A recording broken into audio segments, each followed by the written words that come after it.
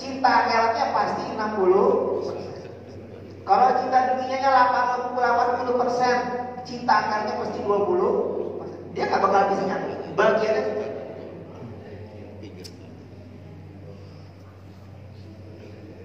sehingga kita sering banget mendengarkan kisahnya para alim ulama, para sahabat, makin dekat mati makin senang, makin dekat mati makin senang. Ini waktu yang saya tunggu, bukan waktu yang saya hindari.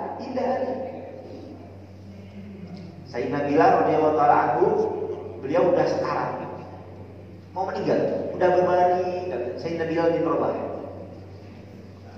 udah nangis, anaknya nangis, kemudian siapa? Istrinya nangis.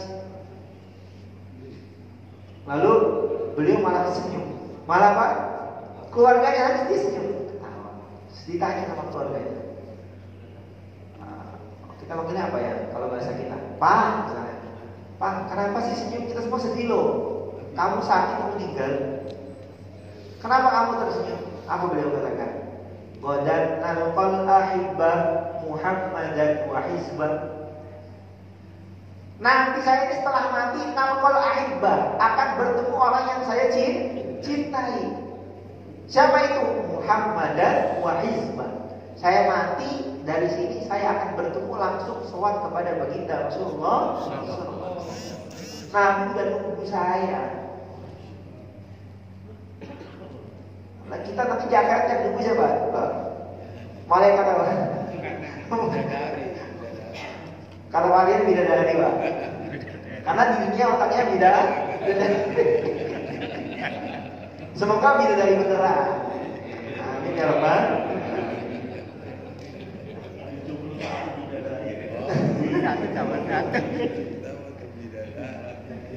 Masya Allah. Maka bagaimana Pak?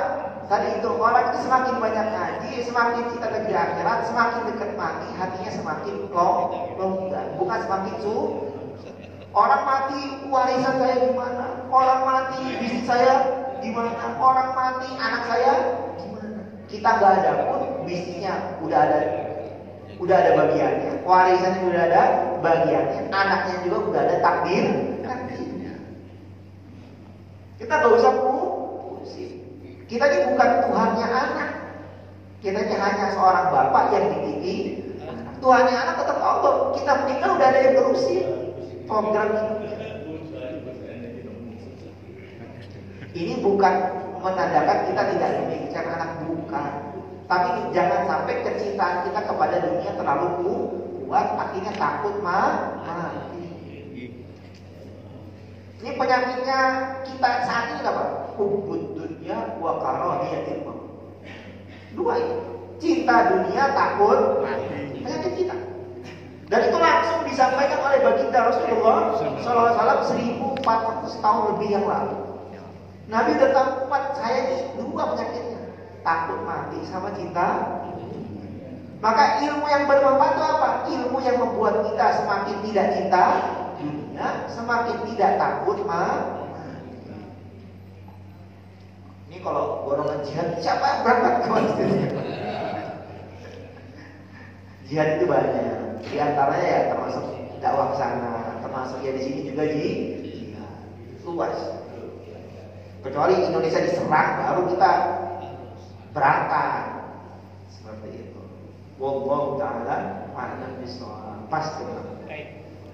Silakan barangkali ada yang mau bertanya tentang yang dikaji pada hari ini. Pak Budi membuka acara. Terima kasih Ustaz. Saya hanya bertanya kepada Ustaz terkait masalah sholat. Isra tadi dikatakan adalah maksimum 2 rakaat. Dan waktu duha itu adalah waktu Isra itu awal duha itu Isra. Tadi dikatakan sebaiknya sepantasnya jam 9 kurang lebih, jam 9 pagi. Tapi apakah kita boleh, artinya diizinkan setelah sholat Isra gak lama kemudian sholat duha? Itu pertanyaan.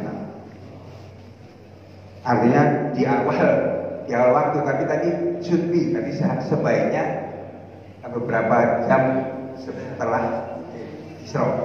Tapi apakah boleh karena waktu? Boleh. Kita punya lupa karena kesibukan. Tadi katakan kan ada kegiatan setelah itu. Itu pertama pertanyaan. Pertanyaan kedua, jamak.